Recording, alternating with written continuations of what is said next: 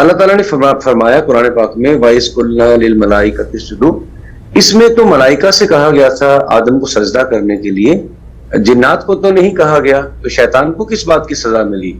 اور دوسری بات یہ کہ جس وقت اللہ تعالیٰ نے فیصلہ کیا تھا آدم علیہ السلام کو زمین پر خلیفہ بنانے کے لیے، تو زمین پر خلیفہ تو بنانا ہی تھا، تو اس میں وہ شجر ممنوعہ والی بات سے ایک بہانہ بن گیا کہ اس آدم کو نکالا گیا، تو یہ بہانہ بر تھا یا پھر کوئی پلان تھا اس کے پیچھے؟ شکریہ۔ نحمدہ و نصلی علی رسولہ الکریم، اما بعد، اعوذ باللہ من الشیطان الرجیم، الصلاۃ والسلام علیک یا رسول اللہ وعلی آلک و اصحابک یا حبیب اللہ۔ درود و سلام ہو آسمان کے تاروں کی تعداد کے برابر، سمندر کے پانی کی بوندوں کی تعداد کے برابر ہمارے آقا، ہمارے شفیق و رفیق حضرت احمد مجتبیٰ محمد مصطفیٰ صلی اللہ علیہ وسلم پر، ان کی آل پر، ان کے اصحاب پر، ان کی ذریت پر اور اولیاء امت پر۔ آج کا ہمارا موضوع ہے اسرار آدم علیہ السلام۔ جیسا کہ قرآن پاک میں فرمایا گیا ہے، اللہ تعالیٰ نے فرمایا کہ سارے ملائکوں سے، فرشتوں سے فرمایا کہ جو ہی میں آدم میں اپنی روح پھونک دوں تو آپ سب سجدے میں گر پڑنا۔ جو ہی اللہ تعالیٰ نے اپنی روح آدم میں پھونک دی تو سارے فرشتے سجدے میں گر گئے الا ابلیس، ابلیس کے بغیر۔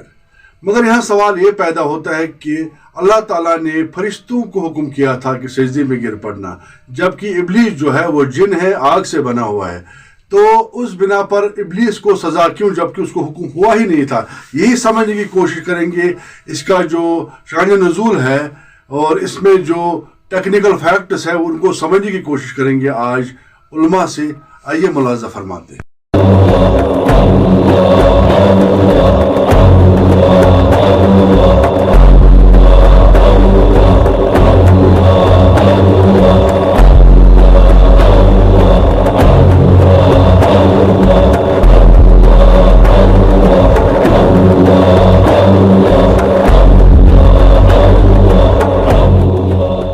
قرآن پاک میں وَإِذْ قُلْنَا لِلْمَلَائِكَةِ اسْجُدُوا، اس میں تو ملائکہ سے کہا گیا تھا آدم کو سجدہ کرنے کے لیے، جنات کو تو نہیں کہا گیا، تو شیطان کو کس بات کی سزا ملی؟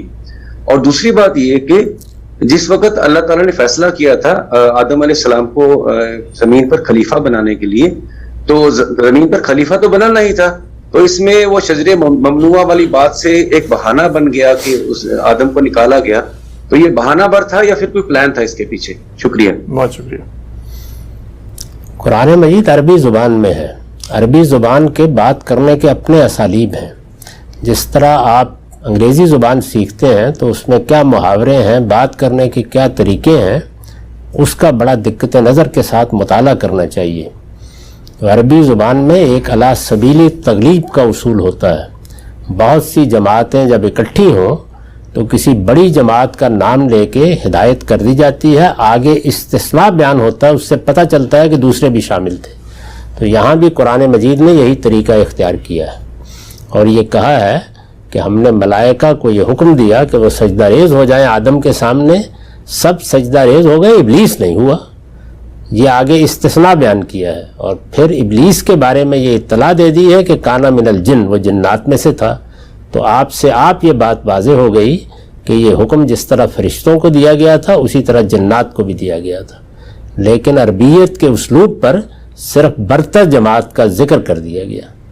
تو اس کو سمجھنا چاہیے، اس لیے حکم دونوں ہی کو دیا گیا تھا، دونوں ہی اس امتحان میں ڈالے گئے۔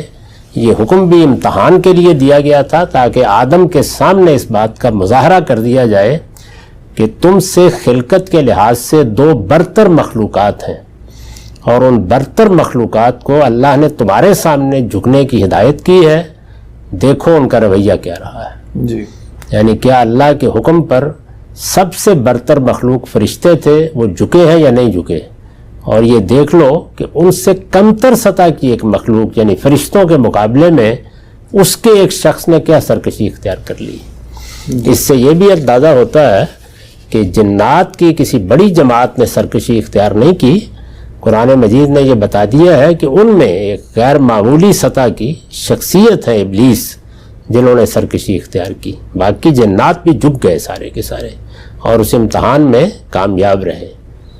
جو آپ نے دوسرا سوال کیا ہے اس کے جواب میں یہ عرض ہے کہ اللہ کی اسکیم ہی کا قرآن میں بیان ہوا ہے، یہ نکال دیا اور یہ یہاں سے ڈال دیا، یہ ہماری تعبیرات ہیں۔ اللہ تعالیٰ نے یہ بتایا ہے کہ میں نے ایک مخلوق بنائی، اس کو شعور دیا، پھر اس کو ایک جگہ رکھ کر اس کی تعلیم کا بندوبست کیا۔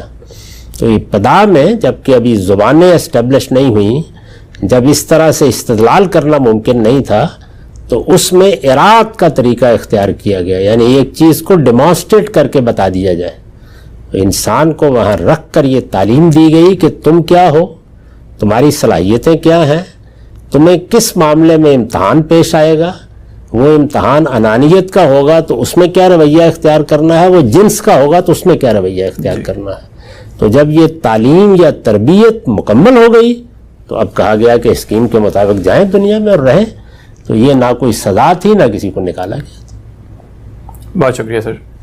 اس میں غامدی صاحب کی ایک بہت اچھی ویڈیو ہے، بڑی تفصیل میں انہوں نے یہ پورا واقعہ جو ہے اس کے اوپر تبصرہ فرمایا ہے۔